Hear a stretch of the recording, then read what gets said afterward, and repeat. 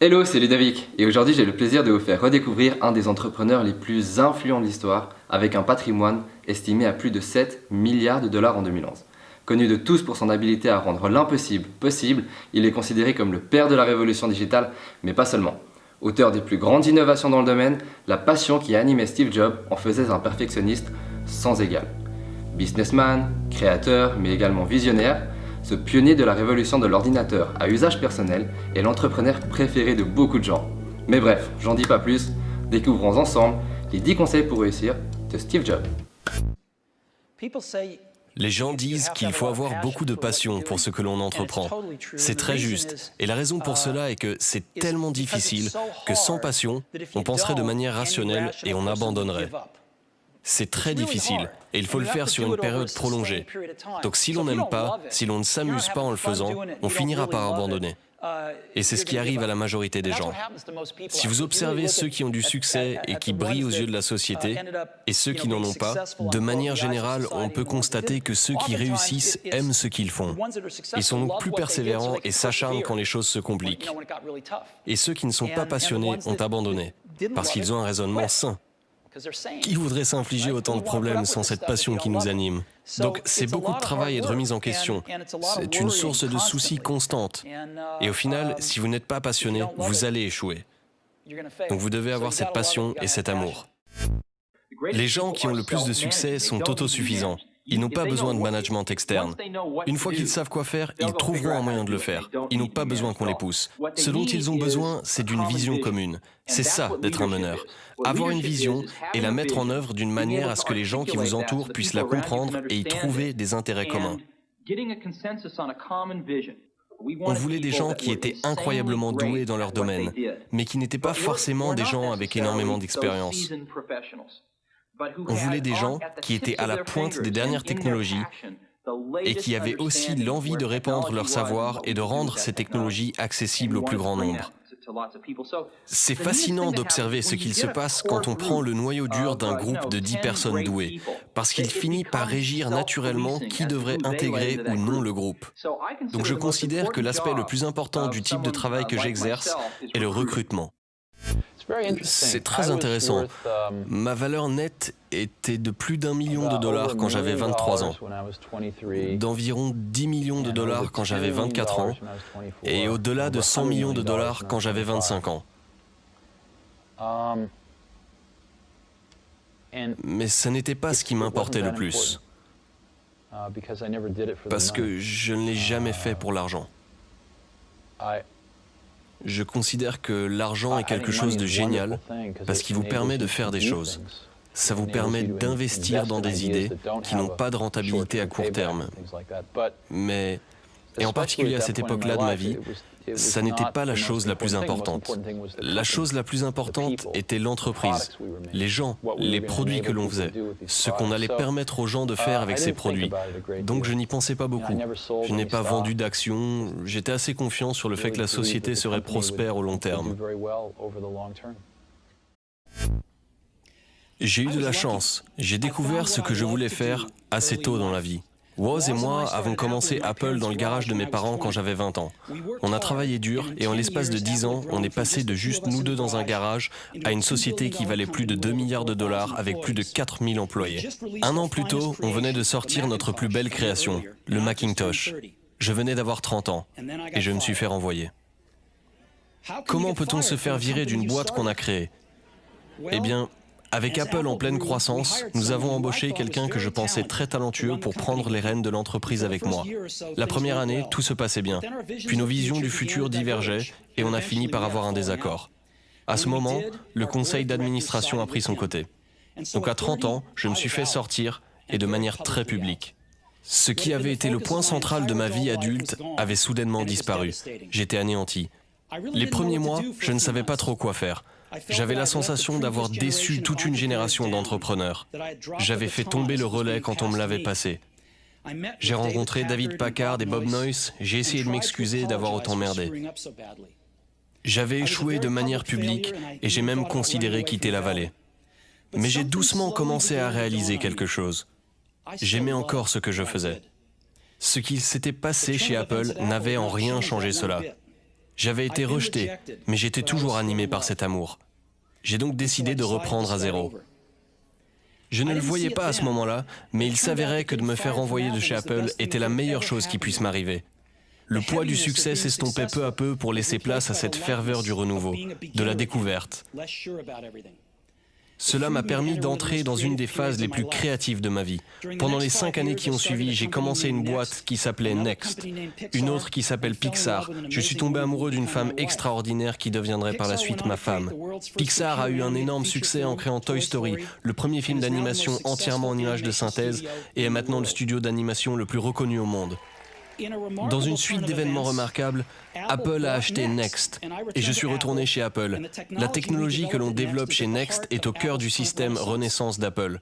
Lorraine et moi avons une magnifique famille ensemble. Je suis sûr que tout ça ne se serait pas passé sans que je me fasse renvoyer par Apple. La pilule était difficile à avaler, mais je pense que le patient en avait besoin. Parfois, la vie peut vous jeter une pierre au visage, mais ne perdez pas foi. L'équilibre entre penser et faire. Chez les semi-conducteurs, vous aviez des gens qui prenaient des risques, comme Bob Noyce par exemple, qui a appris à faire du deltaplane à 40 ans. Ces gens qui mettent leur poste en péril pour aller de l'avant. À quel point est-ce que c'était important au début? Eh bien, après avoir vu... Ma vie entière a été passée dans une seule et unique industrie, celle-ci. J'ai donc vu beaucoup de gens fabriquer beaucoup de choses en 15 ans et j'ai vu beaucoup de gens échouer. Mon point de vue là-dessus, mon observation personnelle est que ceux qui font sont ceux qui sont les plus importants. Les gens qui créent les choses, qui changent cette industrie, sont à la fois des penseurs et des faiseurs, rassemblés en une et même personne. Si on observe un peu le passé, est-ce que Leonardo avait quelqu'un à côté de lui qui lui disait ce qu'il peindrait 5 ans plus tard, ou la technologie qu'il utiliserait pour peindre? Bien sûr que non. Leonardo était l'artiste, mais il préparait aussi ses propres peintures. C'était un bon chimiste, il s'y connaissait en pigments, il s'y connaissait en anatomie humaine, et en combinant tous ses talents, l'art et la science, le fait d'être un penseur et un faiseur est ce qui a amené un résultat aussi exceptionnel. Quand on ramène ça à notre industrie, il n'y a pas de différence. Les gens qui font la différence sont aussi des penseurs et des faiseurs. Et quand on... Bien sûr, il est très facile de s'approprier le crédit d'une idée. Le fait de faire est plus concret, mais il est très facile de dire « Oh oui, j'ai pensé à ça il y a 3 ans ». Mais quand on creuse, on peut se rendre compte que les gens qui ont vraiment fait les choses sont aussi ceux qui ont travaillé sur les nombreux problèmes intellectuels. Excusez-moi de vous couper, j'espère que vous appréciez cette vidéo. Si c'est le cas, n'oubliez pas de cliquer sur le pouce en l'air en bas à droite de cette vidéo et de vous abonner directement à la chaîne en cliquant sur le bouton rouge à côté de la photo de profil. Je vous laisse 3 secondes pour le faire. Ok, c'est bon? Merci beaucoup. On reprend. Les choses sont des paquets d'accentuation. Certaines choses sont mises en avant dans un produit, d'autres le sont moins. Certaines choses ne sont intentionnellement pas faites du tout dans un produit. Donc les gens différents font des choix différents. Et si le marché nous dit qu'on fait le mauvais choix, alors on écoute le marché.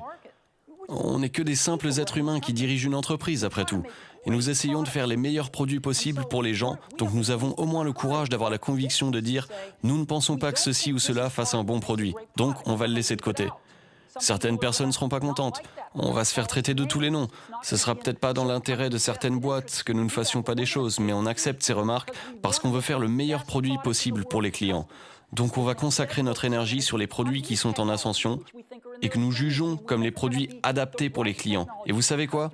Ils nous payent pour faire ces choix. C'est pour ça que les clients nous payent, pour essayer de faire les meilleurs produits possibles. Et si on y arrive, ils achèteront. Et si on rate, ils ne les achèteront pas. Et tout s'équilibrera. Je l'ai ressenti, la première fois que je l'ai ressenti, c'est quand j'ai rendu visite à une école, des classes de CE2 et CM1. Il y avait une classe entière avec des Apple II. J'ai pu constater des élèves de CM1 et CE2 grandir de manière totalement différente grâce à cette machine. Et ce qui m'a marqué, c'est qu'en y réfléchissant, une machine qu'une poignée de mains de gens avaient créée, à savoir 4 dans le cas de l'Apple II, Puis ils l'ont donnée à d'autres gens qui ne savaient pas la créer, mais savaient la fabriquer. Ils savaient la manufacturer. Ils pouvaient en fabriquer beaucoup. Qui, eux, à leur tour, l'ont donnée à des gens qui ne savaient pas la créer ou la fabriquer, mais savaient la distribuer.